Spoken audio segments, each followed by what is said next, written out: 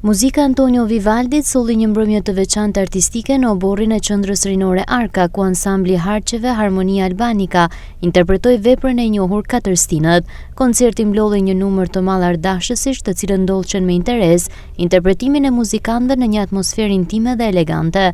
Vepra e konsideruar një nga kryeveprat e muzikës klasike botërore, u soll para publikut shkodran përmes një interpretimi që u vlerësua për nivelin artistik dhe emocionin e përcjell.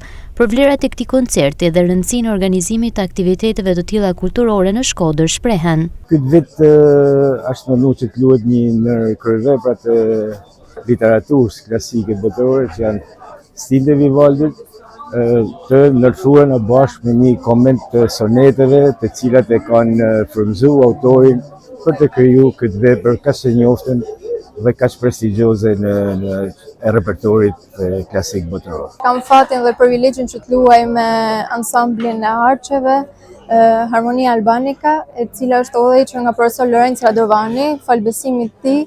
E falenderoj shumë për besimin e tij dhe uroj që të na shkojë gjithçka mirë. Është si shkolla e dytë. Domethënë, pjesa me orkestrën është ndryshe nga shkolla.